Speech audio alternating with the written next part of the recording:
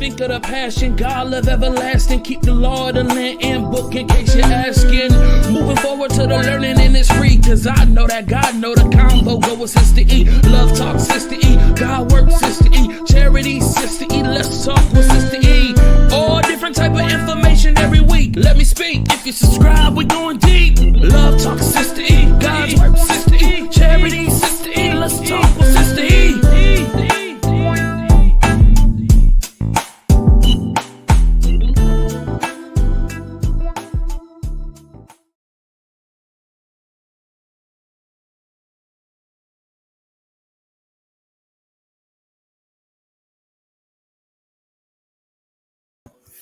What's up, good people? I'm talking to y'all this evening in my kitchen because I'm straightening up. I decided to take a little break because I said I was going to do this. Y'all, I couldn't wait to get on here and talk about the foolery that's going on right now. Can y'all hear me? Can y'all hear me? Can y'all hear me? Shalom, shalom, everyone. Can y'all hear me? When I tell y'all, all the stuff that's going on right now, y'all, it's really interesting. What took me so long too, y'all, I was actually, let me tell y'all what happened. So the plan was 10 o'clock, I was going to go live, 10 o'clock my time. And then when I go live, I was going to go ahead and talk about what's going on with the CIA offers buyout to their entire workforce. That was the plan. I started cleaning up and started doing stuff around the house and listening to music. And some said, crazy girl, don't you got something you need to be doing? And guess what? I said, oh my gosh, I got a live to do. And was running in there. And I said, you know what? Let me go ahead and finish up on what I'm doing and then push it back 30 minutes. And then I can get out here and do what I got to do. So while I'm doing this, y'all, I kid y'all not, y'all laughing at me. Don't laugh at me when I tell y'all this. I needed today just to go back and listen to the old gospel music that I used to listen to back in the day. It does something to my spirit every single time when I listen to it. And I used to actually sing with a choir in Memphis back in the day called Billy Rivers and the Angelic Voices of Faith. Sang with them for almost 10 years, just about. And we were actually a recording choir. And we did stuff like with Dottie Peoples. My last group, we did something. The other group I was a part of, we actually did some backup for an event for Kimberell. That's the other group, not Billy Rivers. So I'm going down memory lane, and I shared with y'all what I was listening to. I give y'all a little snippet, just a little snippet of my world before I was Sister E. So this is what I was right here. I was just going back, listening to this stuff. Y'all see how big I'm actually in this crowd. I'm in the choir stand. I wish I can show on my the pointer where I am. It kind of skims through. So this is what I was listening to.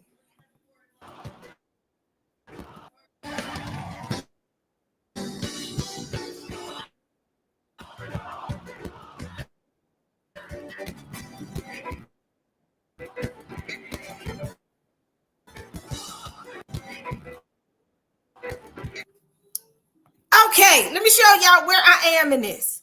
Y'all see the lady in the black and white jacket? Tell me if y'all see the lady in the black and white jacket. Hit a 1 if you can see the lady in the black and white jacket. Y'all can hear it? Y'all can, man, come on now. Okay, can y'all hear it? Now, I am the individual directly behind the lady in the black. I had a little low-cut dress on, y'all. That was back in my day, and I had a necklace on. I was so little in that video. I was in my prime because I was working out. So this was, I can't go to the pointer, but that was me in the back. Yes, that was young Sister E. I was all of 30 years old. Can y'all hear it?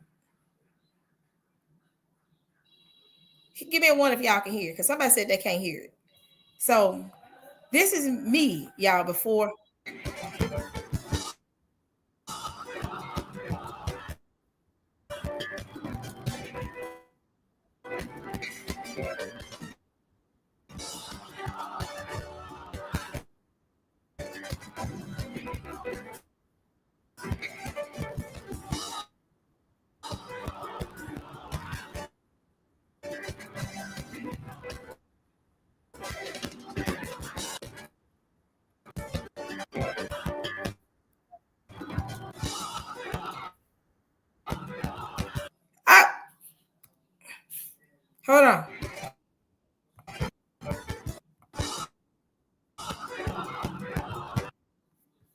So that was me. Y'all see me in the back.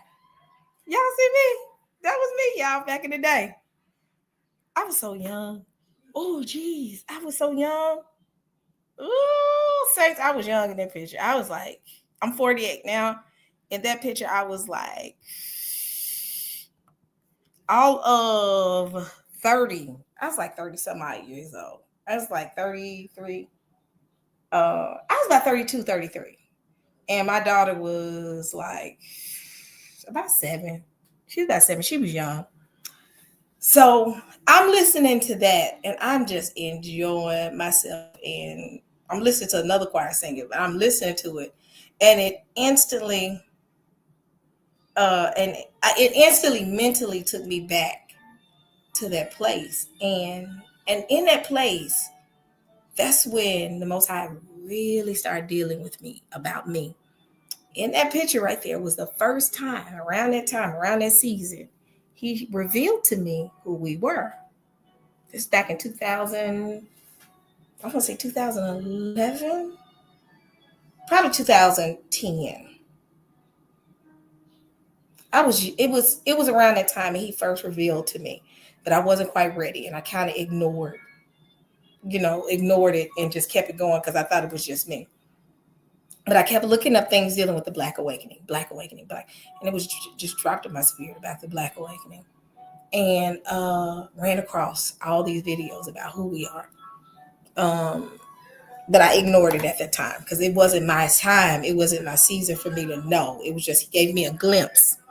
And then that was even like 2009 when I ran across who we were. And it didn't register then. And I really believe in that season in my life, it wasn't supposed to register. It didn't register until 2015 when it really clicked. And I said, wait, hold on. So, but I just want to let y'all know what I was doing. Y'all know how you cleaning and you listen to music and you just sing it to yourself, having a good time. And then I looked up and I said, something I'm supposed to be doing. Oh my goodness, I'm supposed to be talking about Trump. And ran straight to my computer and said, the Saints is they finna be real mad at me. So y'all, before I knew who I was, I knew him. That's what I wanted to say. I knew him for who he was. I loved him as my father, my Abba Yah. I didn't care if I was Israel, if I wasn't Israel. I just wanted him to know that I loved him with all my heart. And that's the Father Yah in heaven. And I just wanted him to know with all my heart that he means the world. I can't do anything without him. And that picture right there, y'all saw me. That's when he really started dealing with my heart. And my relationship with him it still is very close. You talk about somebody who did not mind to give a good little dance. Oh, baby. You talk about good old, I came up Pentecostal, and I still will. Don't catch me off guard, baby. Don't be too shocked if you ever be at a service with me and you see the spirit go up and I be in the corner somewhere. Don't be too shocked. Don't be too shocked. God, because the thing is this, I still don't step away from that. That is who I am in every sense of the word. Praising the Most High God, I love to praise him. I've never had a problem about praising him. So with that being said, I just want to let y'all know why I was late, because I was listening to that song. And have you ever heard of Thompson Community Choir singers? Thompson Community Choir out of Chicago. And the song is called Over and Over. And I love that song. He keeps on blessing me. Over and over, he keeps on blessing me. Fill my cup and let it overflow. Oh, they used to bless me. But that's just a snippet into who I am and who I was then and still is now. I still ever so often, if they have an anniversary event, I'll go and I'll sing. I'll go sing at anniversary events. We haven't had one lately in the past. Last one we had was before COVID. Before COVID was the last time we had an anniversary event. So it's almost time for another one. We were supposed to do one this summer, but one way or another, we ended up not doing it. So I think we actually will probably do some this summer too as well. So it's going to be a full summer. Not only if we do an anniversary with my choir, we also have the event with Israelite Justice Foundation. So y'all, this is going to be an interesting summer. My goal right now is to really come from behind YouTube and really meet the people and get to know the people. That's what my heart is. And I love the interaction with the people. I love interacting with believers in Christ. And that's where my heart is the most. So, but with that being said, let's get to business. So, y'all, Trump is showing out sideways. Trump is actually going in and gutting the very system that we know right now. One of the things that that he is doing is he's actually going into. Are you coming in here? I gotta see my medicine. Hold on.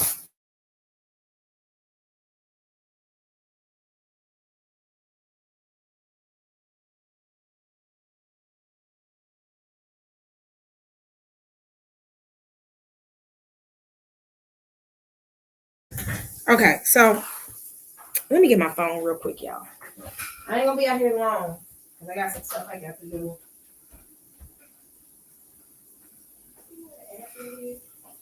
I had to one of the curses about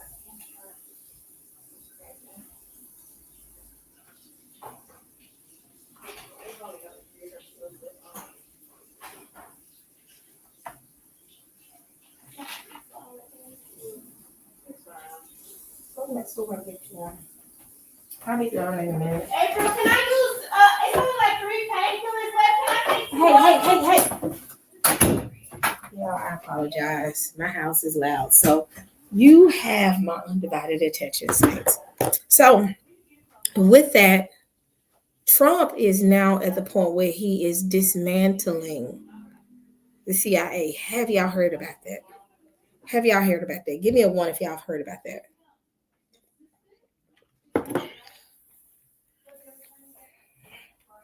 Oh, wait a minute.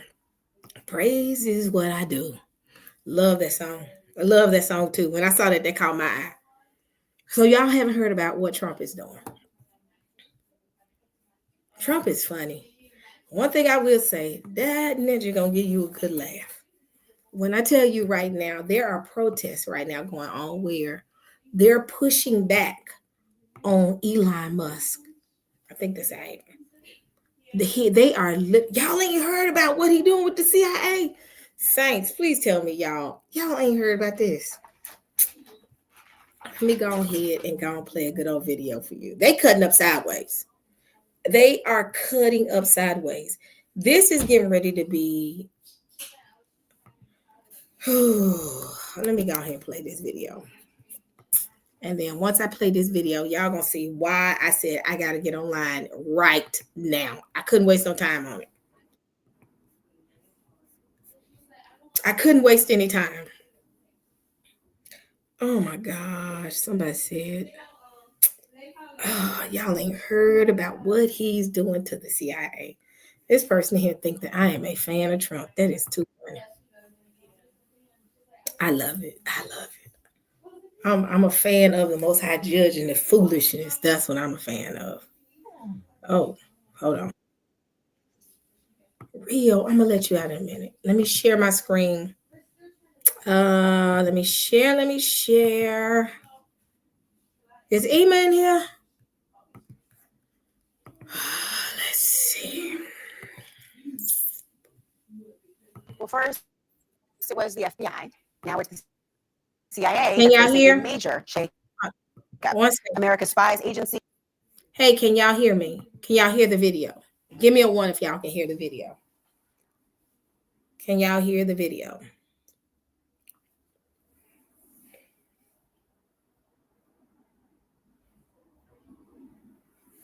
It's breaking up again? Oh my gosh. Okay. What am I utilizing? I'm back in. Let me get out of let me get out of Edge real quick. I'm gonna come out and I'm gonna go into another web browser. Give me 1 minute. Don't go nowhere, y'all. Let me close this out. Let me leave.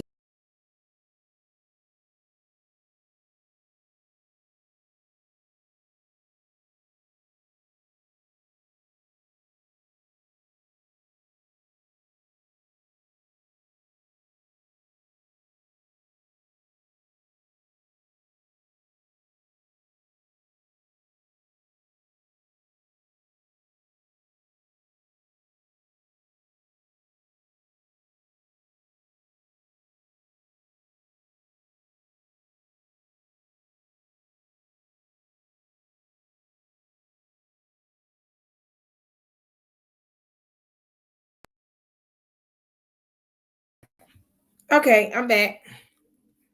Why is it? Hold on.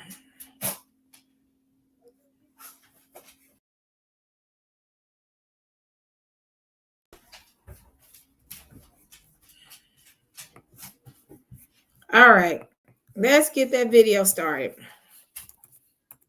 Hey, Rio, just chill out, sir. Chill out, chill out, chill out. I got you. Let me go ahead and go to that video. And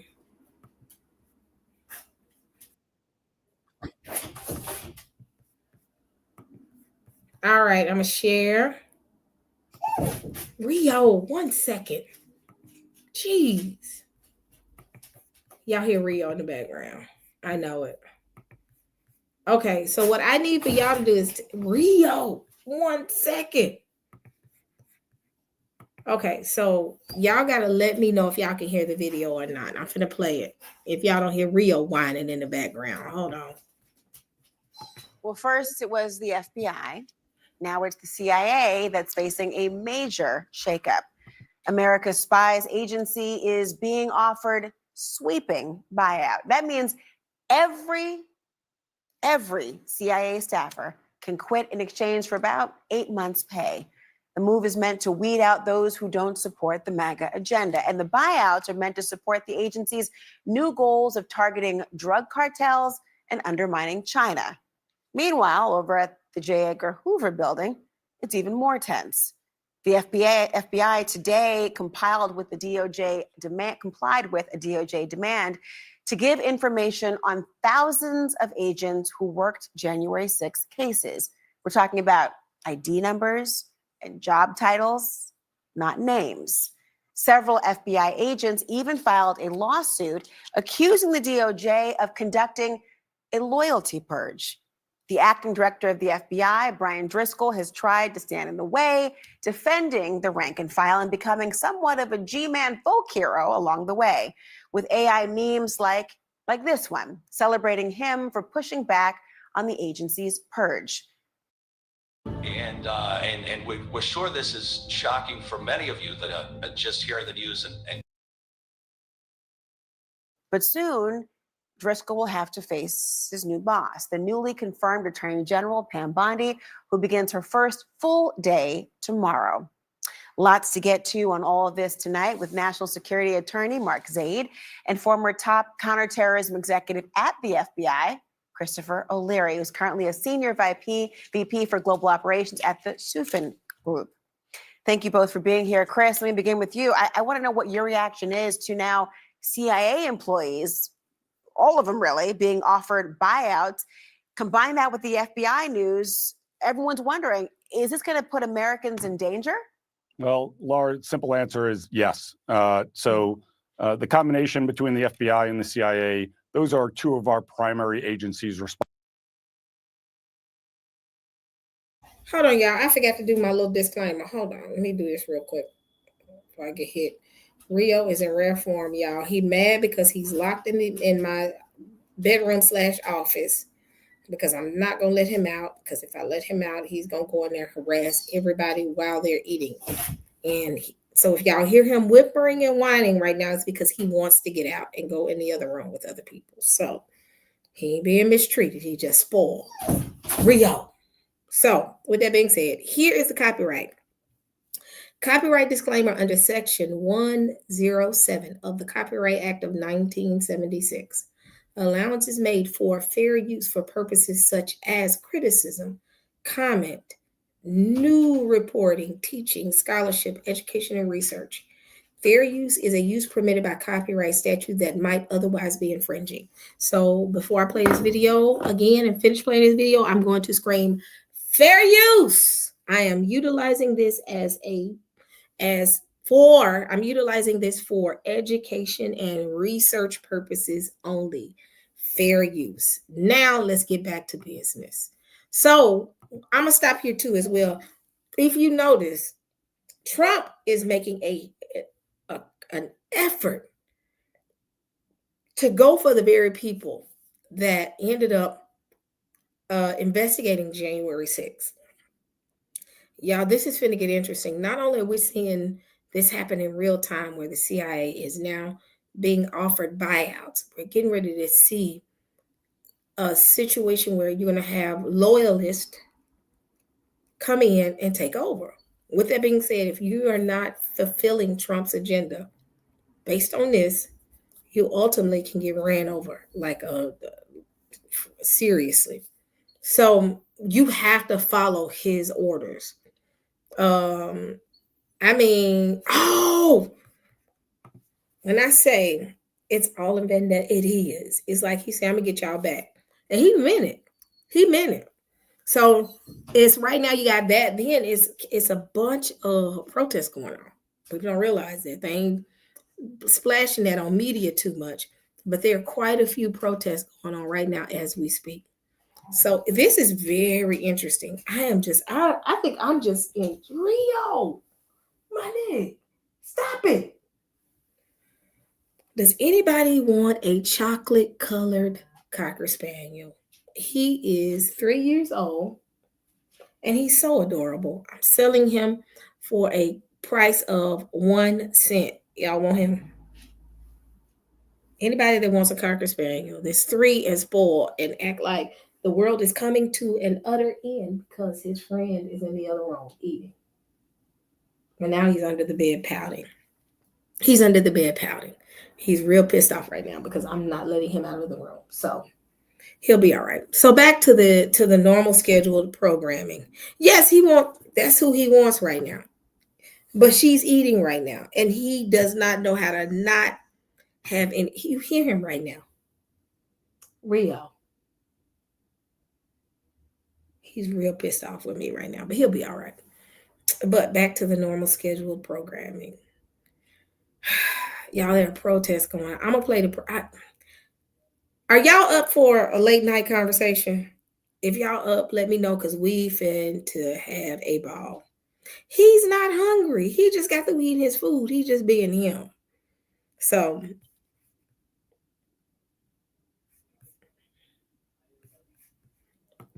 only if you want a golden. Oh no, they just as rough as Cocker Spaniels. Anything with golden doodle, golden Yorkie, anything, you finna get another spoiled one. So let's go for it. Let's go and finish this video.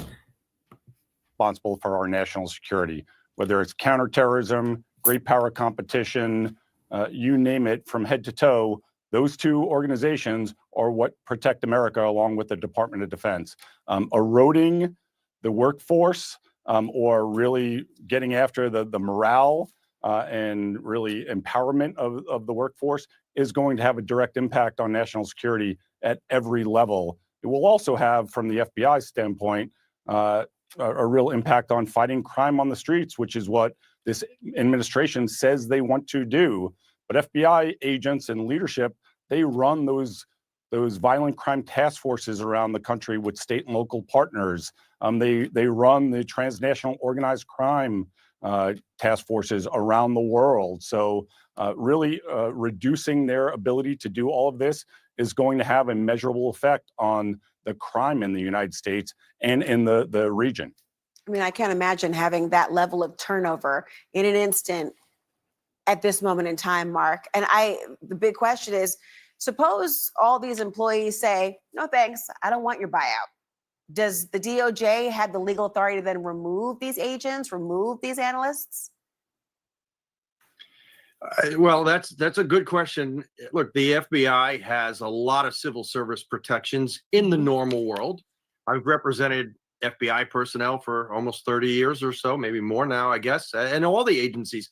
And I mean, even at the agencies where the director could actually legally remove someone without any due process, and that does exist at a number of the agencies in statute, in regulations, they don't do it. I've had one case in 30 years, and I've never come across another, because all the agencies have always believed in due process. Now, sure, when Robert Hansen got arrested by the FBI for spying for Soviet Union Russia, he didn't get due process. There's a national security exception to fire employees for something of that nature. But for working on an assigned criminal matter that was prosecuted across the United States for attacking the Capitol and yet somehow you get fired for that with no due process. I mean, even if you just get fired for that with due process, that's just not the system we're used to, nor should we tolerate. Well, Mark, I mean, you went from hearing about one to you may have scores, frankly, of members of these organizations who are looking for representation. You represent a number of the FBI agents already. What are they telling you about how they are feeling about the prospect of not only our security, but how vulnerable they are to being let go? Well, I can say not just from the FBI, since obviously those buyout offers have gone to many agencies. They are demoralized. These are individuals who, for example, the lawsuit we filed today against the FBI, I think the shortest term was like 8 years of service. A couple were over 20, almost a quarter of a century. At all of the agencies, when they woke up to get an email from OPM that was, if you read it, just insulting, was basically saying, look, we don't really need you any longer. If you want to take the buyout, good riddance.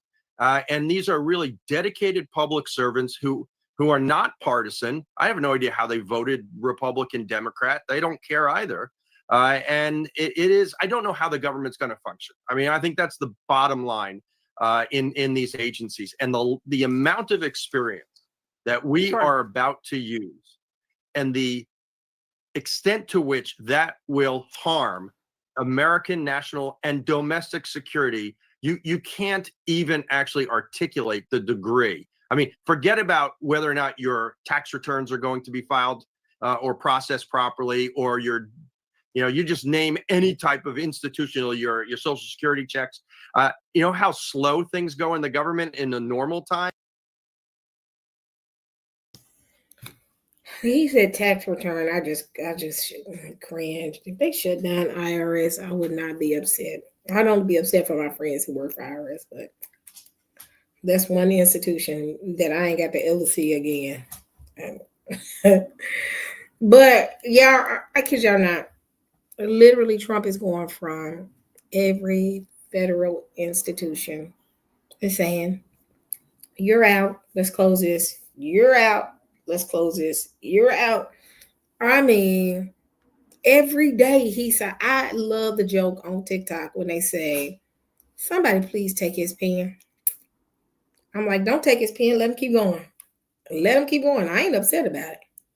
Because the thing is, the instability that the average American is feeling right now within this country is the instability that you feel as a person of color like myself. This government was never designed to benefit us, but only benefit them. Great example, DEI. DEI was never beneficial to us, just like affirmative action was never beneficial to us. So with them closing down those institutions, guess what? You're not going to get Black people to parade and act crazy in the middle of the street because you're taking these things away, because we've come to the realization that the game was never for us, but it was against us. They never gave us DEI. They never utilized for affirmative action. All these bills were always meant for other communities but us. Other communities, from the Caucasian woman to the alphabet group to the every minority got access but us. So with them cutting access to all this, we like, okay, that's fine. Great example with the affirmative action. Affirmative action got cut. The Asian community thought they was doing an aha moment with us and didn't understand why we wasn't in the middle of the street protesting, because guess what? This stuff was never designed for us. So with that being said, these institutions that's falling apart, we're not protesting in the middle of the street, because CIA has always been out to we were enemy number one with the CIA, FBI, and IRS. They all been coming for us. So shut them down. We ain't upset. Okay, business as usual. But I'm telling y'all, the very system that we're looking at right now, I mean, hey, it says in the Bible, you'll see these things happen. That's the Bible. It said we're going to see these things happening. So I keep playing it. You can imagine when there's 10%, 20%, 30% less workforce. Chris, I mean, just hearing that, it makes you my head keeps shaking, looking to think about how this could be viewed internationally, how people would be able to share information with us, the trust in the absence, frankly, a dearth at that point of institutional knowledge, and cases that are ongoing that have nothing to do with January 6th whatsoever. You got the acting FBI director, Brian Driscoll. He has become something of a kind of hero for the FBI's rank and file. And in fact, he initially refused to give the names of the agents to the DOJ. And then he released this video today. Watch. We will never take our eyes off of our mission, protecting the American people and upholding the Constitution. Because at the Bureau, we're focused on the work. And people we do the work with, our partners, and the people we do the work for, the American people. You actually worked with him. How do you think he's handling what, frankly, is an unfathomable position? So Brian is the best of us in the FBI. He's a humble professional who made an incredible reputation based on his work and his courage and his bravery and his humility. And that's all being demonstrated in front of all of us right now, along with Rob Kassane, the acting deputy director. They both have incredible operational experience. Nobody's ever heard of them before. They have not really spent much time in headquarters because they have been in the field protecting this country. Brian is doing what he would have done on any Friday when he stood up last Friday. He's being a leader. He is, carrying out justice with integrity and strength and courage. And that's what we should expect in our leaders. And he is focused on two things: the mission of the FBI and the welfare of his people. And that's what you should have in a leader. And that's what he is really demonstrating to the entire country. And he has a huge following in the FBI workforce who feel really persecuted right now. And the country will suffer unless we change this dynamic. Mark Zaid, Christopher O'Leary, thank you both.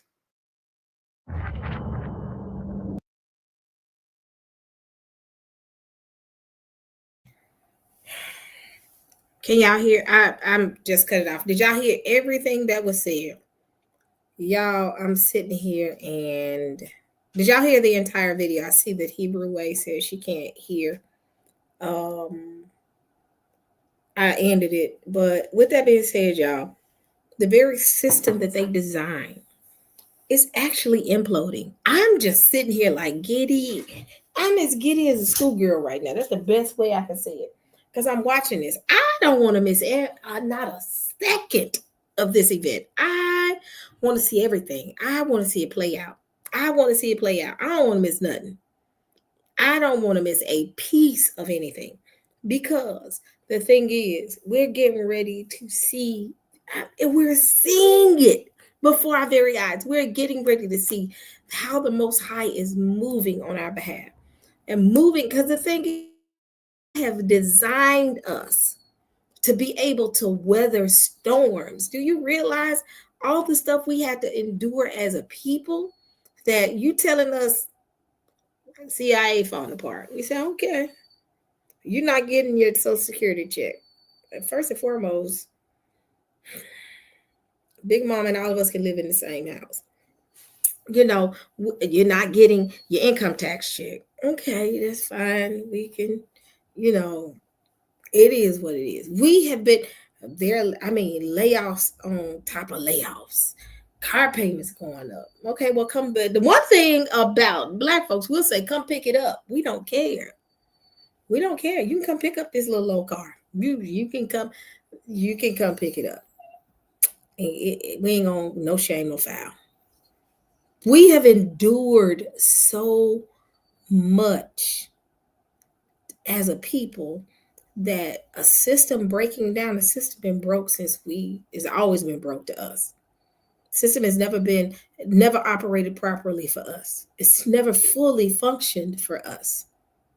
It's done just enough to be able to do the bare minimum for them to stay out of trouble for us. So taking away all these programs, doing all this stuff, CIA already counted ninjas as enemy number one. We just like, that's fine. But every group wants us to be involved in the fight. I was looking at that Black people are not taking a seat. We say we're not fighting this fight. We staying out of this as a whole. Now you do have some that have some political involvement in the system, but they just like, no, we gotta fight.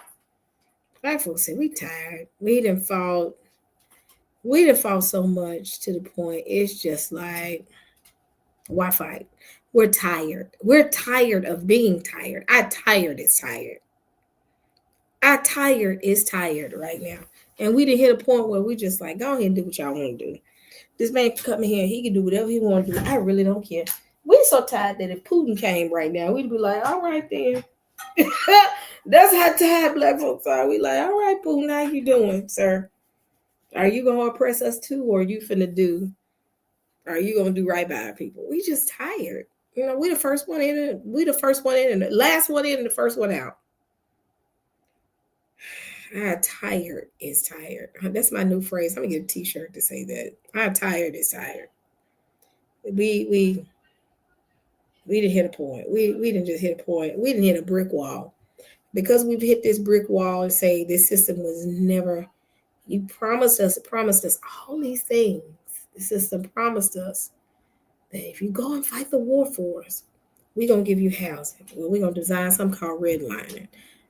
If you pull yourself up by the bootstraps, you're gonna have access just like the next person has access. Let's create a glass ceiling. It got to the point that Black folks just said, let me just be able to pay my bills, be able to go to brunch and go out of town. That's it. And it's like, I'm not trying to please it. I'm just trying to make it. That's key right there. And when you get a group of individuals that's like this, when you get in this situation where you need our voices, because don't get it twisted, they need us to get in the fight with us. We checked out. They need us to fight for them, but they don't want to fight for us. Ooh, ain't that something? They need us to fight for them, but they don't want to fight for us. And Black folks just said, enough is enough. We're not fighting this no more for y'all. This is y'all's fight. We ain't getting in the streets. We really don't. The thing is, we don't even care Trump is in office. That's what's so crazy. Now, the mainstream media is trying to do scare tactics to scare the heck out of us. Hell out of us. That's the only way I can say it right now. But we was like, we didn't deal with Jim Crow. We dealt with everything. Glass ceilings, all that. What the most can Trump do to us? I'm at a point, we at a point where we just like, enough is enough. So right now, what's going on? Moving on to the next conversation. This is going to be interesting.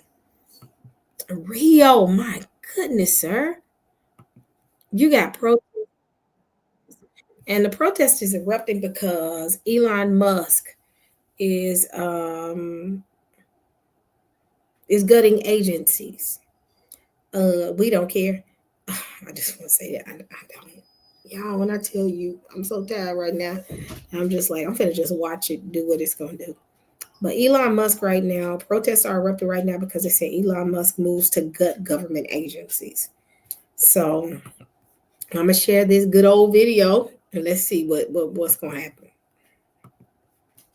But I'm gonna say this again. I'm tired. It's tired. That's it right there. Aaron Bullock said, we on break. We are. We checked. When I tell you the Black community in the U.S. so checked out. Baby Saints is plumb checked out. We like, we ain't in this fight. That's y'all's fight. I'm just gonna sit here and enjoy life while I can before it all falls apart. And I'm just gonna just ride it until the wheels fall off, and that's it. Because nothing has benefited us in this system. Every single fight, we win the fight. Once we get in, Black folks can fight a good fight, and once we get in it, they'll tell us at the end when the win happens, oh no, this is not for you. This is for us. So this whole civil rights movement, we ain't benefited from it. And people will say, y'all have benefited from it. Yeah, bare minimum. but other groups have benefited more than us. So, but I'm gonna let them fight. I'm finna chill. So Elon Musk, they think it. People are protesting right now because Elon Musk now is doing things that he ain't got no business doing. So literally, they are protesting that Elon Musk is not the president. Can the president please stand up, sir? And yeah, yeah. So I'm gonna go ahead and play this good old video, this beautiful bean footage. Here we go. Administration is moving at a breakneck pace, targeting agencies and slashing the federal workforce. And one man is orchestrating it all, Elon Musk. Currently the richest man in the world, Musk has been given access to critical systems across the federal government. Today, White House Press Secretary Caroline Leavitt said Musk could decide for himself if any government funds that his team has access to are in conflict with his business interests. If Elon Musk comes across a conflict of interest with the contracts and the funding that Doge is overseeing, then Elon will excuse himself from those contracts. And he has, again, abided by all applicable laws. Alarmed by Musk's influence and growing control, House Democrats on the Oversight Committee attempted to subpoena Musk, but were blocked today by House Republicans.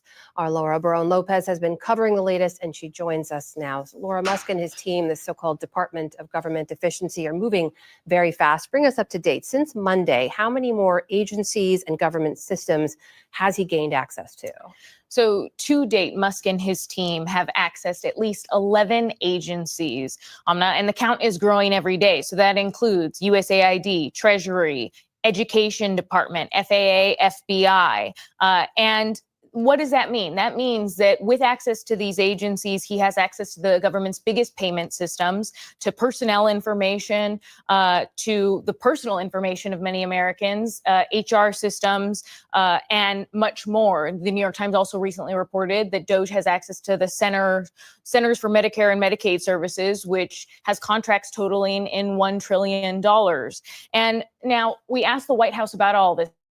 White House claims that Musk and Doge have, quote, the appropriate security clearances, and that Doge employees are employees of relevant agencies. But it's not just about gaining access, Amna. Elon Musk has also gleefully tweeted on X about dismantling entire agencies beyond USAID, including the Education Department. You've been reporting on this issue of Musk and his team getting access to the Treasury payment systems. What does that mean? Do we know if he has power to stop payments, for example? Treasury Secretary Scott Bessent says that Elon Musk and Doge have, quote, read-only access. But the White House has not directly answered if Elon Musk and Doge have the power to stop a number of these payments that go out of that system at the Treasury Department. The White House press secretary today seemed to imply that he might, citing some very specific payments that Doge itself was stopping.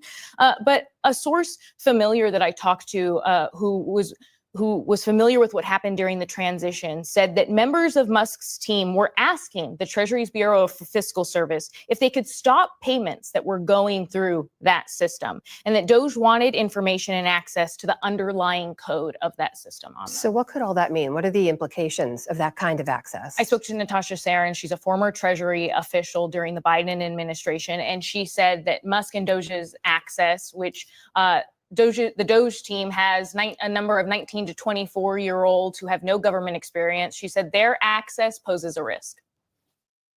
I would think about it as like a data security, cybersecurity risks, right? Risks of private information about individuals, like their social security numbers, their bank account information, getting out to the public. I would think of another category of risks is national security risks. So you're making it more possible for our adversaries. The less secure this data is and this infrastructure is, the more possible it is for our adversaries to be able to manipulate it.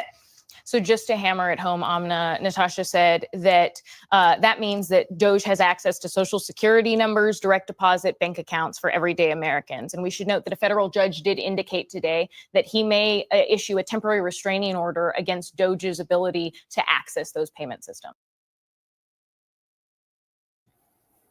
Yeah, this is going to get real ugly with Elon Musk having that kind of power. It is, because Elon Musk is looking at things from a corporate standpoint, meaning when you work for these government agencies, you have to go through getting security clearance because you're going to get access to information, especially dealing with government stuff. You're going to get access to information that can be detrimental to people's livelihoods, access to their personal information, history, social security number, all this type of government type of information. They say you got to have government clearance. These people ain't got no government clearance. They get 19 and 20-year-olds in here who possibly have hacker type tendency, possibly. You're giving the hackers the information. So they're literally saying, why are y'all doing this? Now, one thing about Black folks, we really don't even care about that. Baby, I'm like, get my information. While you in there, knock them student loans out. So, with that being said, we are so unbothered. But they are literally protesting because they're saying Elon Musk is actually running the country and not Trump. So, it's interesting.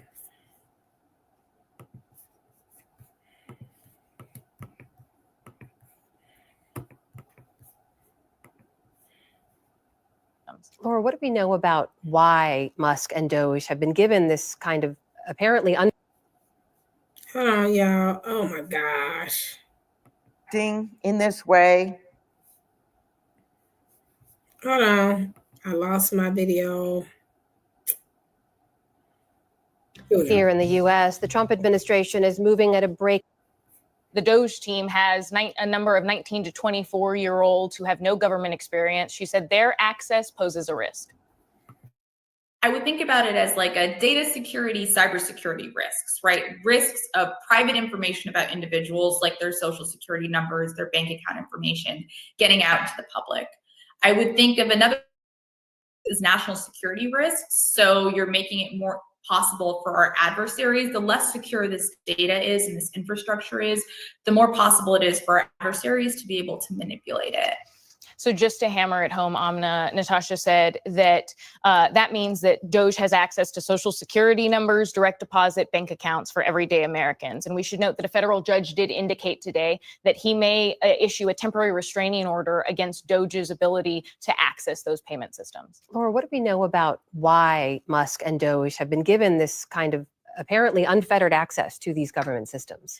Elon Musk has said pretty publicly that his goal is to cut the deficit by stopping all of these improper payments. But he's made a lot of sweeping accusations without any evidence, calling USAID payments there just totally corrupt. He claims that the Bureau of Fiscal Service, that's that Treasury payment system we're talking about, that they've never stopped improper payments. Well, experts that we talk to say that that's a fundamental misunderstanding of what those civil servants do. They're only responsible for cutting checks. They are not responsible for vetting the payments at all. That happens at the agency level. And so there is a concern amongst government workers that Elon Musk is essentially claiming and creating a head fake, saying that there are all these improper payments going out of the federal government, and claiming that essentially as a permission structure to then eventually stop payments. In the big picture here, we've seen Musk gain access, get control of these systems. Help us understand the influence. What kind of a takeover is this we're seeing?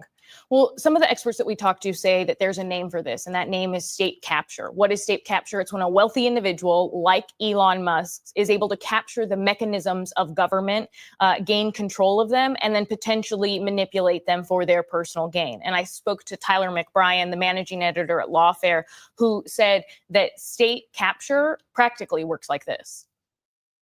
It's rewriting the rules of the game in terms of law and policy. It's capturing administrative decisions through appointments, budgeting, things like that. And then it's attacking these accountability structures. So the inspectors general, any sort of congressional oversight that should happen, the media as well. You see this now with certain government agencies only reporting things on X and no longer issuing press releases. He mentioned inspectors general. A lot of inspectors general are gone now because the Trump administration put them on leave. One of the only ways he said to stop state capture is public awareness. And we saw today that there were a lot of protests and backlash there across DC, outside of the Capitol. Hundreds protested the dismantling of U.S. aid. And you hear them talking about chanting against Elon Musk there, Amna. So that is potentially one of the only ways that state capture could be stopped. Laura Brown Lopez, thank you. Thank you.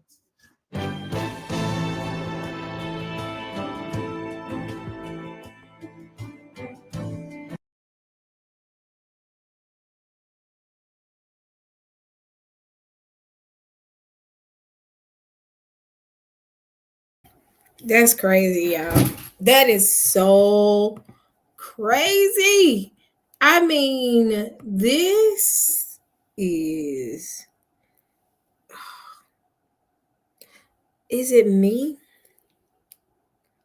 I'm gonna ask this question. Is it me? Well, I'm the only person that wakes up in the morning wondering what new thing finna be on the news that's finna shock everybody. Every day I'm looking for something. Every day. I told y'all, Trump coming in office is finna be party like it ain't 1999 on the news. The news has been the most interesting thing in the past couple of weeks. Oh, I've been missing him. I'm like, welcome back, because the news have been boring. We've been watching Biden fall asleep in these meetings, and it's just been boring. Come on, Trump in here and give us a show. And when I tell you, he didn't fulfilled every promise about giving us a show, because every morning I wake up, I'm like, this ninja right here is showing out. But let me watch this good old news. Because truth be told, when Biden and Kamala was in office, I really wasn't watching the news. Because it was just, Biden, they give him his split pea soup and bring him out and tote him out and let him say what he gonna say, and then they pull him out again. Every blue moon, he'll give you a little something because they forgot to give him his meds, and he'll say something that's just crazy. But Trump, woo! I said he finna give us. When he won, I said, oh, the news finna be real interesting. He finna give me a good old show. And when I tell you, he has not disappointed me yet. When I tell you, every time he pick up that pen, Saints sweating somewhere because they like, this nigga, what is he finna sign today? In a minute, he gonna accidentally sign all black people in America can get reparations. Please, Father God, let that run across his desk and let him accidentally sign off on that. After that, he can't change it. I hope he accidentally signed. He's signing so much stuff, he don't know what he's signing at this point. Let him accidentally sign that reparations bill. Ooh, y'all, let's all pray together. All 177 of us. Let's pray that they accidentally put the reparations bill in front of him and he accidentally signed it. Because at this point, I don't think he know what he's signing sometimes. Because when I say he ain't reading nothing, I know he ain't reading these bills. I think he just got his pen and they said, go for it. Ooh, he just signed it. He's signing the country away. Just accidentally let that good old reparations run across that desk. And you accidentally sign it because you ain't read it. Ooh, Saints gonna be celebrating. That's when I probably leave this country. When they give me my check. When they give me my check, I'm finna bounce. Because I got the money there to be able to do what I want to do. Sign that bill if you want to. Let Most High, please let that run across his desk and let him not read it and let him sign that reparation bill. That'll change the whole game, y'all. Because he's not reading this stuff. But I'm telling you, the entire time Trump has been in office, he has not disappointed me. He ain't disappointed me yet. He cutting up so to the point. In a minute, he gonna say, I am disbanding I want him to go ahead and just disband this little IRS. I'm like, go ahead and do that, Trump. He bad at everybody. He tearing it up, and they don't know what to do with him because he's not gonna stop. He's not gonna stop. I'm just every morning, I promise you, this man gives me a show. I have been working from home for the past couple weeks. I'll go to the office. In fact, let me go ahead and charge my iPad up. Because when I tell you, I have to watch the news. If Rio, you should give up. Oh my goodness. Every morning, I'm looking at the news and say, okay, what's new? He said he getting ready to give a buyout to the CIA, the entire workforce. I said, oh, Lord. This man is unhinged, but I love it. Oh, it's like watching Atlanta Housewives in the White House. That's what it feels like right now. I feel like I'm watching a episode of Atlanta Housewives because it's just that they can make a reality show out of this presidency.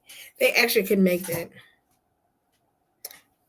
They can make a reality show out of the presidency.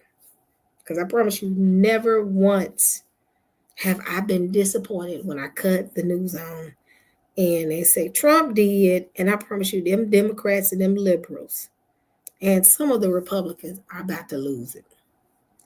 I am enjoying. Who is it? Give me a 1 if you're enjoying the news right now. Is it just me? I'm enjoying it. Give me a 1. Give me a 1 if you're enjoying it right now. If you're watching it. I'm watching it every day.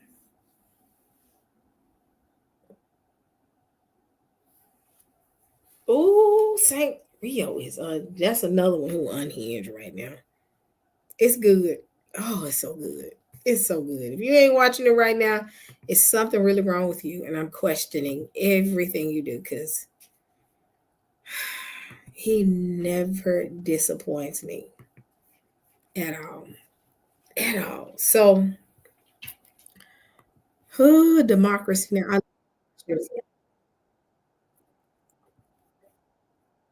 I love watching Democracy Now.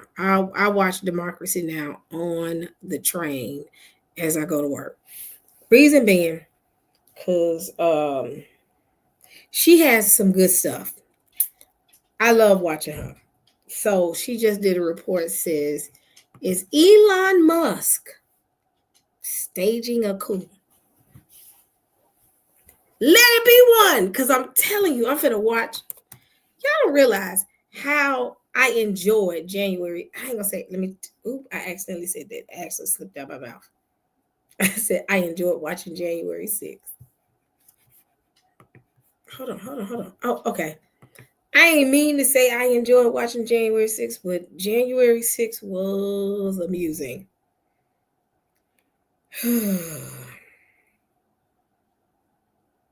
Oh, when I tell y'all. So with that being said, this right here finna be about the same. So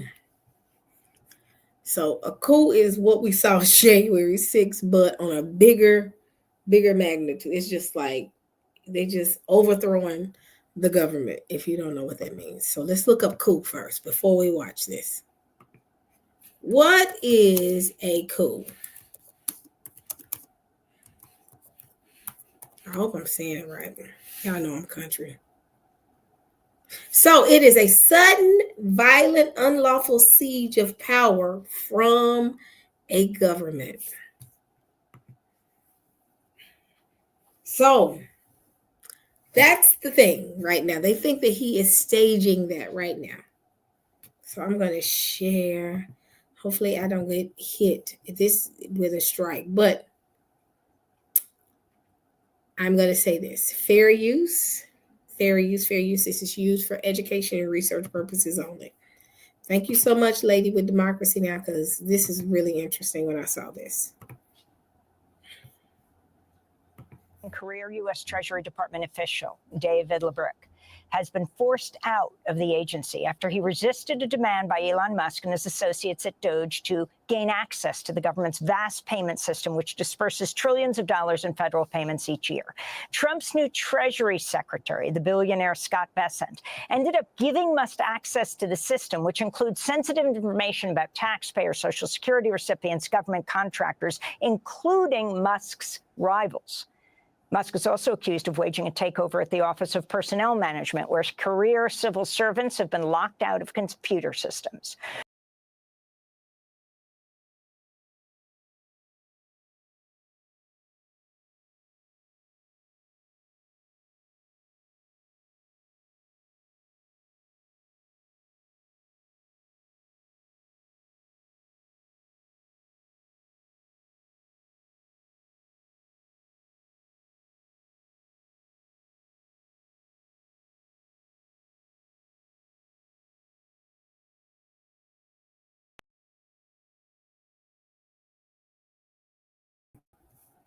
Oh, I'm sorry, y'all. I got disconnected. So let's go back to the video. I don't want y'all to think that they just shut me down. Hold on.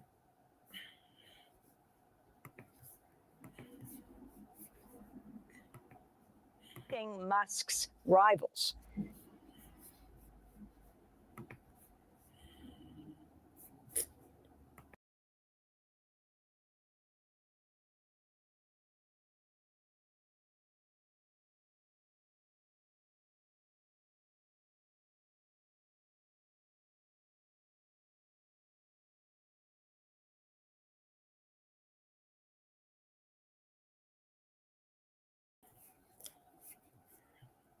I kid y'all not. I am fighting with my laptop right now. I am so sorry. Reason I'm fighting with it, I'm so used to Apple where I can just click anywhere on my mouse and it'll take me there. I have to remember that with PCs, one segment is clickable, the other side is right click. So let me go ahead and redo this. Rio. Stop it. Okay, so let's get to it. Let's get to it. Back to my history. Let me share. Actually, I'm finna go to bed in a few. Real and with my nerves. Hold on. All right. Musk is also accused of waging a takeover at the Office of Personnel Management, where career civil servants have been locked out of takeover. Demand by Elon Musk and his associates at Doge to gain access to the government's vast payment system, which disperses trillions of dollars in federal payments each year. Trump's new Treasury Secretary, the billionaire Scott Bessent, ended up giving Musk access to the system, which includes sensitive information about taxpayers, Social Security recipients, government contractors, including Musk's rivals. Musk is also accused of waging a takeover at the Office of Personnel Management, where career civil servants have been locked out of computer systems. For more, we're joined by two guests. Waleed Shahid is Democratic strategist. His new piece on Substack is headlined, "Elon Musk is staging a coup." Waleed was previously the spokesperson for Justice Democrats and former senior advisor for the campaigns of Alexandria Ocasio-Cortez and Jamal Bowman. We're also joined in Washington, D.C. by Lindsay Owens, executive director of the Groundwork Collaborative, who says there are several reasons Musk wants to control Treasury payments. None of them are good. Okay. Waleed Shahid, let's begin with you. What do you mean that Elon Musk is staging a coup? So if this story was taking place somewhere in Central Asia or in Africa, the United States media, the United States State Department, international institutions would likely refer to this as a coup. A billionaire industrialist who donated $300 million to a campaign is installing his personal loyalists in key parts of the federal bureaucracy. This is essentially Viktor Orban's playbook. And we need to know, why does a billionaire industrialist with millions in government contracts, military contracts for his private companies need the social security numbers of every American, needs to know what every single check that the US government gives out to businesses, to charities? Why does this billionaire need to know this information? He was not vetted or approved by the US Senate. He has a history of corruption for using public resources for private gain. He's one of the wealthiest men in the world, and in any other situation, this would be called state capture, and people around the world would be condemning it. But in the United States, we are not used to this kind of level of creeping authoritarianism, of plutocracy, of oligarchy so explicit. And we need to. This is as Representative Ocasio-Cortez said last night, this is a 5-alarm fire. Senate Democrats need to be communicating to the American people. And last night there was a call by Indivisible Action for people to visit their senators and call for them to grind the Senate to a halt, to call for investigations, and to know, why does Elon Musk need to know this information? Why is he showing up on Saturday to the offices of the federal government demanding the private information of citizens all around the country? Well, Lindsay Owens, you say none of the reasons are good. Lay those out. Yeah, absolutely. So for most Americans, this is the first time that they've ever heard of the Treasury payment system. So what is the Treasury payment system? This is effectively the piece of the federal government that cuts the checks. And they cut a lot of checks. This is $6 trillion a year. Money that goes to individuals as Social Security payments for seniors, money that goes for organizations like Meals on Wheels to deliver lunches, foreign aid, as well as the funding that the government sets aside for key programs, paying its debts, making sure that we don't breach the debt ceiling and default on our obligations. So this is really unprecedented that Elon Musk has grabbed control of the keys of $6 trillion in payments infrastructure. There are a few reasons this could be happening. The first is, as your viewers know, last week, President Trump tried to end federal spending, just stop federal payments altogether.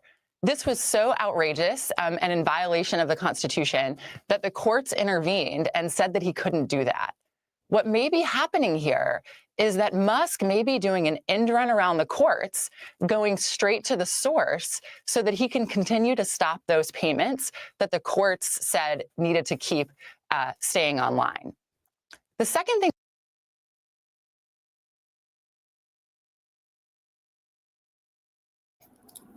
Y'all, Musk is doing so much.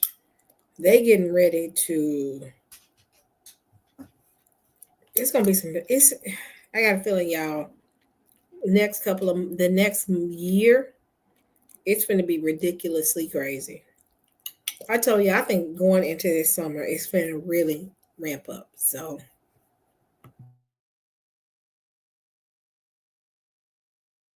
That may be happening here is this could just be a good old-fashioned cyber attack.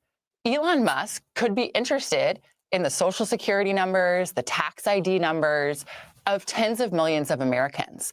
We know that he has partnered with Visa and is considering spinning out a payment system of his own. What we may have here is Elon Musk's attempt to get the private information for his own financial gain. The other thing that is incredibly worrying here is $6 trillion in spending is not just a lot of money, it's a macroeconomically significant amount of money. If Elon Musk starts tinkering with the code, the underlying technology that makes sure these payments go out seamlessly and effectively, he could inadvertently or on purpose bring the macroeconomy to a halt. I mean, this is an incredibly concerning seizure of government infrastructure, but it is also an economically significant moment in the country. So I couldn't agree with Waleed more. I mean, the word coup is the right word to be thinking about here, and Congress must intervene. I mean, if I was a senator, I think the most important thing to do is bring the Secretary of the Treasury to the Senate today to answer questions about what Musk has access to. So the Treasury. I want y'all to pay attention to this comment. Could this be control for the New World Order? What we consider to be the 1%? Because we already know that Elon Musk is a part of that 1%. Is Trump a puppet in place to allow the 1% to bring the economy to its knees so that it will no longer be a middle class, but a lower class needing help from the upper class? Man. That right there, Dorothy Temple, when you just said that, I said, wait a minute. That light bulb just went off in my head. Man. There's something to think about, Saints. Something to think about. Trump is, I really believe in my heart, Trump is not really Hunger Games. Yes. Yeah. Man. The elites are in total control now. And that's what it feels like.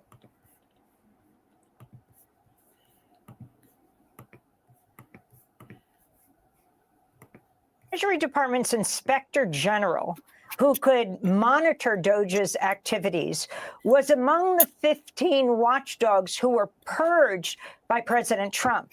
Who's now in charge of or overseeing Musk's team?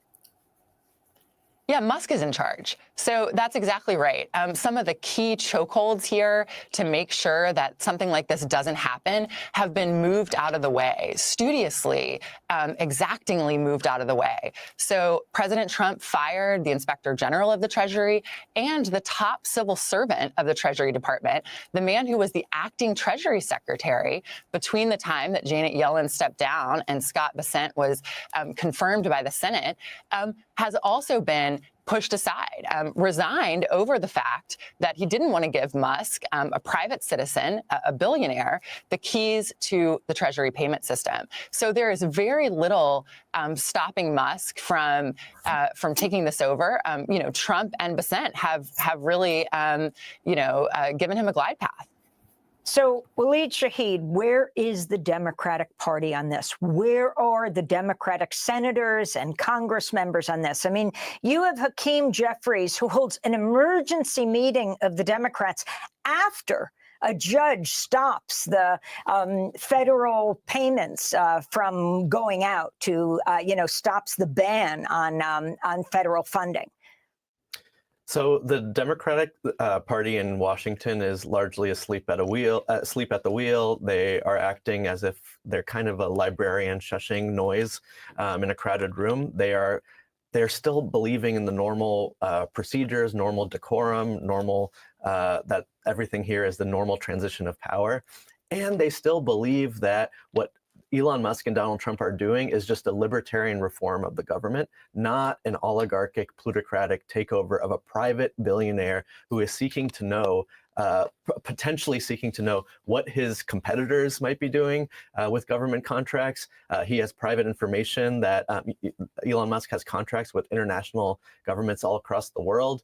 But the Democratic Party is not able to put forward an opposition message right now because they feel like this is normal. And that's why it's so important for concerned citizens all across the country to twist the arm of your Senate Democrat. Go to their office. If you go to indivisible.org today, you can find a way to join your local chapter. And all around the country, whether your senator is a Republican or a Democrat or independent, they need to hear from concerned citizens because the Democratic Party doesn't move on issues of oligarchy, of plutocracy, of taking action, unless their constituents show up in person and demand that they hold hearings, take the bully pulpit in the media, and also grind the Senate to a halt until we know why does Elon Musk have this information, someone who is not elected. So the Democratic National Committee on Saturday elected the moderate political insider Ken Martin as chair, despite calls from voters to urgently switch gears and respond to working people's needs following the party's crushing defeat, though it wasn't a major. I let this play enough. So what I'm getting from this video, y'all, and what I'm getting from y'all, which makes sense, y'all. What if the plan this year is to crash the economy within this U.S.? Because people don't understand, regardless of what we got going on with BRICS, everybody's like, BRICS. Still, there is a level of influence. Now, y'all might not agree with me, which is fine. There is a level of influence that the U.S. still has from a monetary standpoint. They still have some level of influence. I think they still carry like 20-some-odd% of, I think somebody said the import export. I gotta look it up, but they still have a seat at the table. understand that when we're dealing with the 1% or the elites, they don't look at things from a US standpoint. They look at the things from a global standpoint. Who was in the college in the 90s and the very early 2000s? Give me a one. Give me a one. If you were in college at that time, give me a one.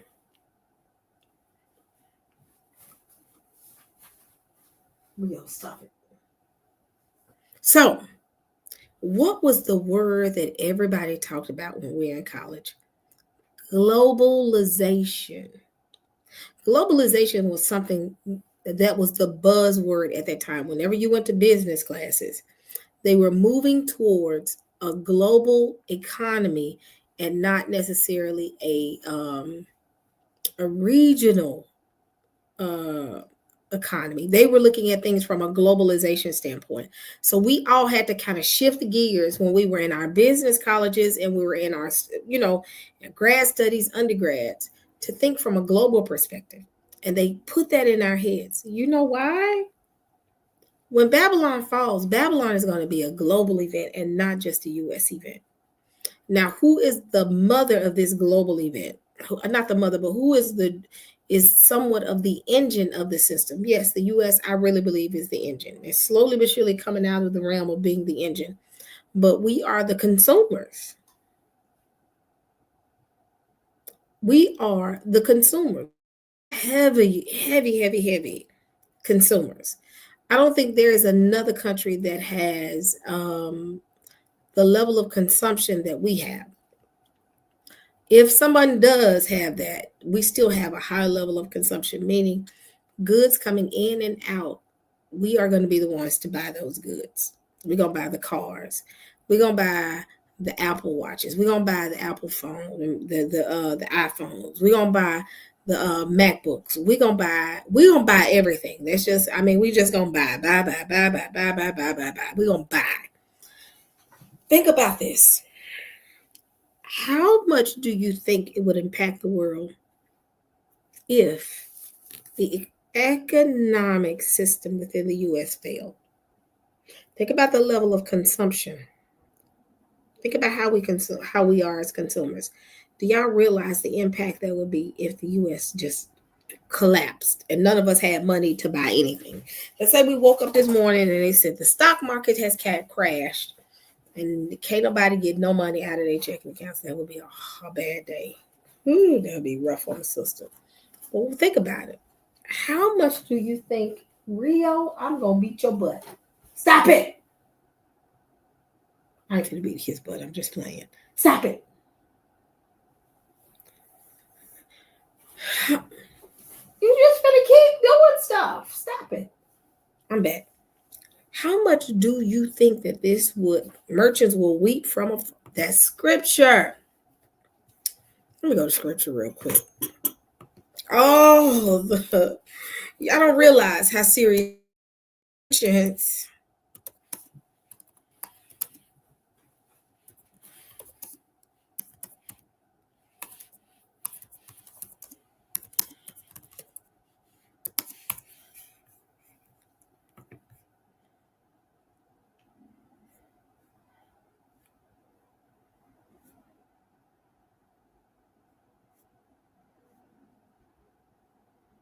Hold on.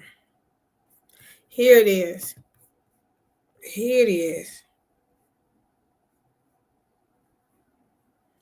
This will be an impact to the world. So right here, this tells you something. It says the kings of the earth who committed fornication and live lavishly with her will weep and lament for her when they see the smoke of her burning, standing at a distance for fear of her torment, saying, alas, alas, the great city Babylon, that mighty city, for in 1 hour your judgment has come. And the merchants of the earth will weep and mourn over her, for no one buys their merchandise anymore. The merchandise of gold and silver, precious stones and pearls, fine linens, purple, silk, scarlets, even every kind of citron wood, and every kind of object of ivory, every kind of object of most precious woods, brass, iron, marble, and cinnamon, incense, fragrant oils, frankincense, oil, wine, fine flour, wheat, cattle, sheep, horses, and chariots, and bodies and souls of men. The fruit that your soul, so pretty much right here. Understand. That's what people don't understand. That this is going to be, if the US today just shuts down. Let's say Elon Musk goes in and just jacks up everything when it comes to the economy within an hour. None of us can get into our checking accounts. None of us can make purchases. Do you realize how that could put every single country in a complete and utter tailspin?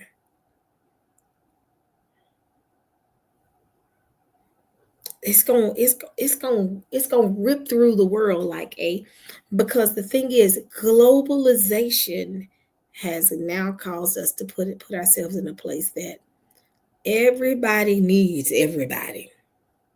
There's not gonna be a time where people gonna be like, oh, we don't need the US. Oh, the US don't have that much power. Man, please, globalization changed the entire game. Changed the entire game. When I was in college, that's all I heard was globalization, global economy, global economics, global finance, global this, global that. Whew, y'all, when I tell y'all, this is what we're seeing right now, though. We're seeing we're seeing a system that has intertwined with every single system of the world. US wasn't stupid. They ain't stupid. They said, well, I fall. US, I think, has this mentality. If I fall, y'all gonna fall too. They ain't stupid. That's why Trump is able to play the games he's playing. He's like, okay, let's do this. Understand? Y'all can play if y'all want to, but if I fall, y'all gonna fall. That's how they design this system. That's how there is no system out here that is not dependent on some form of support. Some, maybe very little, maybe a lot. We don't know. That's what you call, we had that conversation about soft power, diplomacy, building these networks, interacting with these countries, getting them to buy into the petrodollar, getting them to do this. Man, do you realize how intertwined these countries are with the US? It's going to be a domino effect. When this place falls apart, it's going to be a domino effect, and every nation in the world is going to feel it. Ask yourself this question, Saints. Why is every single nation plugged into what's going on over here? We ain't really plugged into what's going on in other nations as much. We are, but we're not as much. But why is it everybody is plugged into what's going on here? From Canada to Mexico to the UK to Israel to the Arab nations to Africa to Afghanistan, all these countries are trying to figure out, wait, hold on. What's going on over here? Even though they are beefing with them, but what's really going on over here? Because guess what? If the lights go out in the US, your consumer is gone. That's why great merchants are going to be crying, because they're going to be like, wait, hold on. So ask yourself this question. This is just basic economics, basic economics. If this system crashes here, what do you think is going to happen to every other system connected? Every other system, every other country. Let's say US lights go out tomorrow. What do you think will happen to all the other systems? I'll wait.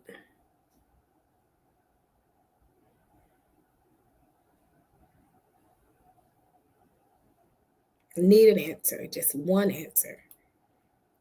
What do you think is going to happen to every system if today?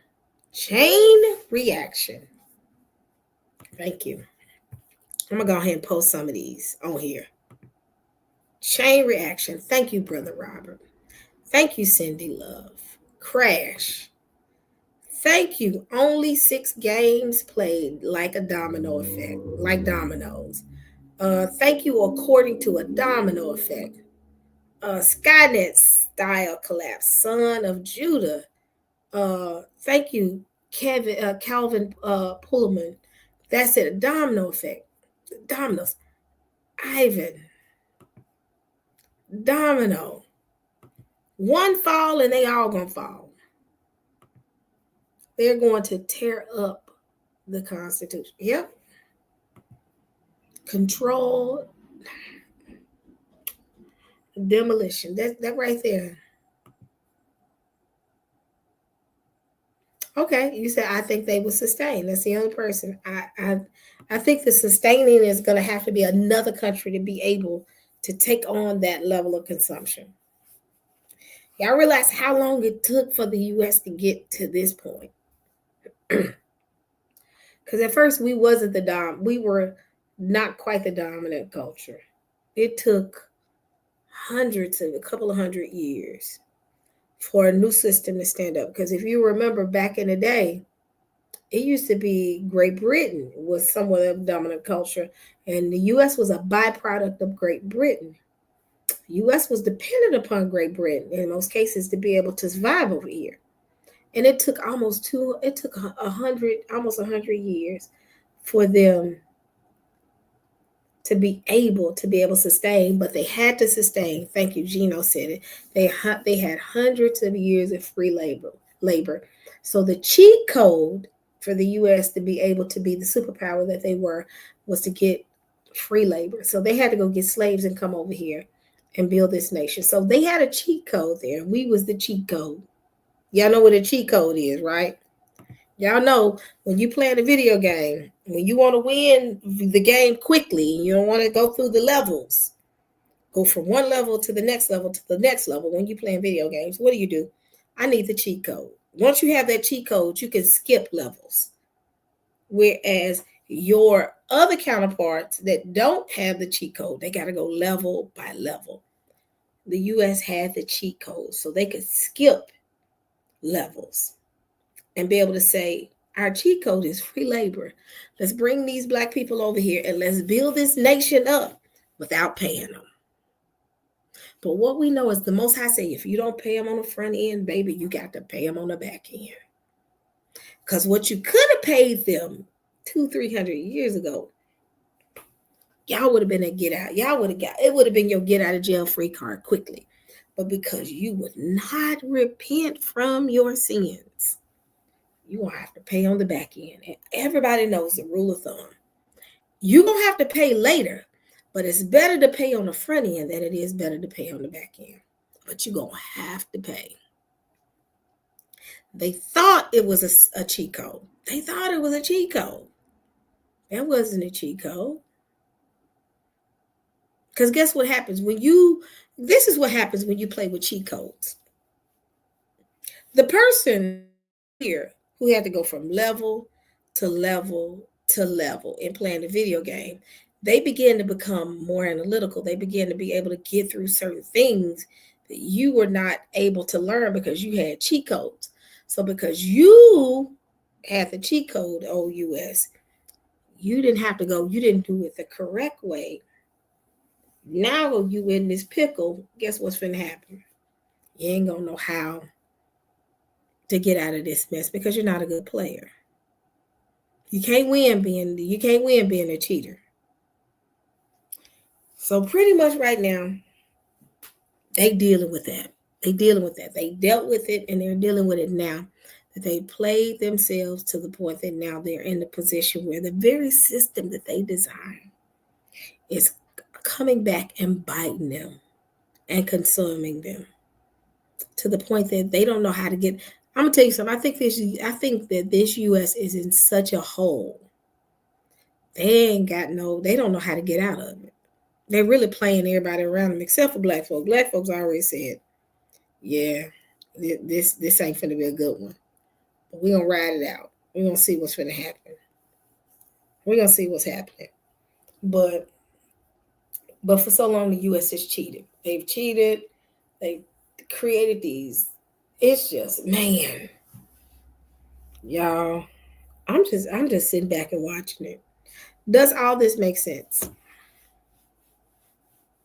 Not we done, they done. I don't even say we, they done. Come on, let's rephrase that. They done. We ain't done. Because guess what? You still got to pay us. I ain't gonna stop saying that Most High finna bless us with reparation. I refuse. Most High gonna bless us with reparations because they're gonna have to pay. They said you're gonna lead out with great substance. I ain't going nowhere, y'all, until I have my great substance. I'm sorry. I know some people like, that ain't what that scripture mean. I'm taking it as such. I ain't going nowhere until I get my great substance. Because they said you're gonna watch the nations to be judged. Then you're gonna be able to leave out here with that great substance. Give me my great substance. I got faith. Give me my great substance. I don't pay me. Once you pay me, I'll go gladly. I'm gonna go gladly with a smile on my face, and y'all not gonna hear a mumbling word from me. But I am trusting the Most High that He has power. Because think about it, the children of Israel, when they left Egypt, they didn't leave empty-handed. They left with their stuff and some of Egypt's stuff. Egypt paid their bill, and they said, I'm bouncing. Thank you so much. The U.S. got to do the same thing. U.S. got to do the same thing. If Egypt had to pay up, they got to pay. Give me my check. Because my thing is, I'm scared to leave. Because if I leave, they'll say, well, you ain't here no more. You can't get no check. No, that ain't how it works. We're going to sit here together until you pay me. And the Most High going to continually be just dealing with these nations until you pay up. I ain't going nowhere. I'm going to sit back and chill. But rest assured, when you give me that check, you ain't got to see me no more.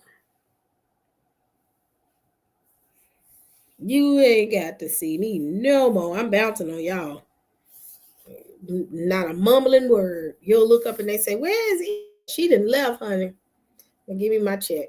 You don't make a declaration and say,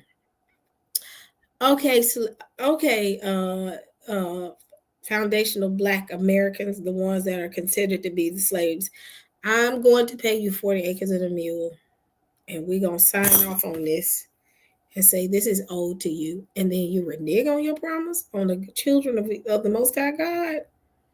That ain't how He works. You can't renege on that 40 acres and a mule. God is not a lie. He's not a lie. He ain't lied to us. They got to give it to us. Especially when you've given other people reparations, but didn't give us. Man, please. Most High is finna move on my behalf. I don't care what y'all say. I'm sitting here waiting on my check. Give me my check, my nigga. Give me my check. Once you give me my check, I'm out. You ain't got to worry about me. So I really believe right now they are going to have to pay the piper. And these waves of judgment ain't gonna stop. Y'all, and they played in our faces, y'all. $100 billion is missing. Y'all remember what I talked about yesterday? That Ukraine said, wait, hold on. Y'all said y'all gave us $177 billion. We only got 77 billion. Where's the 100 at? So if you got enough money to play in our faces to give $177 billion out, after all these checks that they sent out to Ukraine, they sent out to Israel, they sent out to Taiwan, it's the equivalence of what they could have given us in reparations. So don't tell me what y'all can't do. Don't tell me what y'all can't do, because y'all are capable of doing it.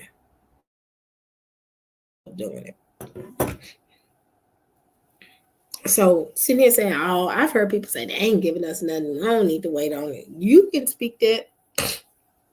They got it, and I'm waiting on it. They got it. Get it from all these nations. In fact, there was a Democrat that just recently, have y'all heard about the Democrat? It was a lady. white lady, blonde hair, said, if we should have done anything instead of sending money to all these countries, we should have been giving them reparations. And in fact, she said, I think she was a Republican. She said, I would have rather given it to them, which is us, reparations, than hand out all this money for these nations.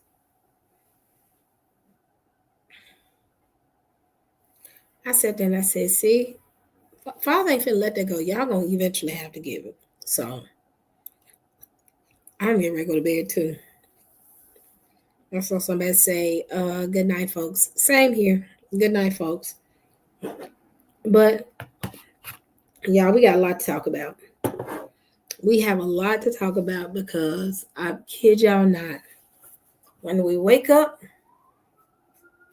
in the morning, it's gonna be something else going down. It's gonna be something. I promise y'all, lately, that's all I hear is NYPD outside. Saints are scared. They say Little Haiti in Brooklyn is a ghost town right now because of ICE. We ain't even talked about ICE right now. Trump is cleaning house and he not playing games even in New York. Didn't I tell y'all, Saints? Didn't I tell y'all? I told y'all this a couple of years ago. I said, do not, when these folks start pulling people as far as bringing in immigration, y'all better have y'all IDs on y'all. And a warning went out to everybody. Have your identification with you at all times. I have my identification when I'm going to the garbage to take my garbage out. I don't play. They ain't finna snatch me up. But they said, look, Haiti is a ghost town right now. So the reason I said that is because I heard the police outside. And, you know, NYPD have a distinct sound with their trucks and cars. But with that being said, I'm getting ready to go to bed. I have enjoyed this conversation. I am, where's Rio? Rio is real pissed off at me right now. But I'm going to go to bed. I've enjoyed it. Share this video with anyone that you deem worthy to watch this. Just wait on y'all. I'm waiting on him. I want my check. Give me my check. That's why everybody acting crazy. That's why Elon Musk, everybody's acting crazy right now for a reason. The Most High driving them into utter madness. So, well, Saints, it is 12:42 my time. As you can hear it in my voice, I'm getting real tired and I'm getting sleepy. So, y'all have a blessed day. And Johnny Bell, thank you so much for becoming a Patreon member. Thank you so much for your Patreon. Joining my Patreon group. I got to do more about Patreons, y'all. All right, y'all. I'm going to go to bed. As you can hear, it's almost 1 o'clock. I'm going to go finish cleaning up my kitchen and going to sleep. That's all I got right now. You got more videos to watch because, like I said, brace yourself in the morning because something crazy is finna happen. I already know it. Every day is finna be something. So, all right, y'all. Well, thank y'all for following me. We're going to continue on in this journey. Hopefully, I can come back around before the weekend ends to talk more. I got a feeling that something crazy is going to happen. I'm going to have to get back out here again. But y'all keep me lifted in prayer. Keep me lifted in prayer, y'all. On the 24th, I got surgery. Nothing bad. I hurt my leg and I got surgery on February 24th. And it's quick. It's gonna be outpatient. But I don't like surgery, but yeah. So I have a knot on my leg that is painful. And I actually had my first MRI. I've never had an MRI before. And they put you in this little capsule and you in there for 45 minutes to an hour. I was freaking out because I'm claustrophobic. I don't like stuff like that. But they looked at the lump and they said we're gonna have to remove it. They don't see anything bad. They think it's just a little fatty tissue on my leg. But it is painful. That's the problem. It's painful at times. So yeah, on February 24th, y'all keep me in prayer. Like I said, I'm going into surgery and I should be back home that day. Be back at home that day. So y'all, like I said, keep me lifted. All right, I'm getting ready to go to bed, saints. Love y'all. And be blessed. And only 60 games played. Who said that? Oh, Kelvin Pullman. Tell your mom happy birthday. Happy birthday. All right, saints. I'm getting ready to go to bed. Y'all, I'm tired. So I'm taking, also after surgery, I'm taking 2 days off. So I'm going to be resting up. And then the rest of the days I'm working from home. Oh, wow. Ace, if I'm keeping you, I hope you're okay. I have to have a muscle removed from my left leg and another one put in the later this year. Oh, man, I'm going to keep you in prayer. I'm going to keep you in prayer. So, all right, y'all. Love y'all. Talk to y'all hopefully before the weekend is out. All right. Be blessed. All different type of information every week. Let me speak. If you subscribe, we're going deep. Love talk, Sister E. God's work, Sister E. Charity, Sister E. Let's talk.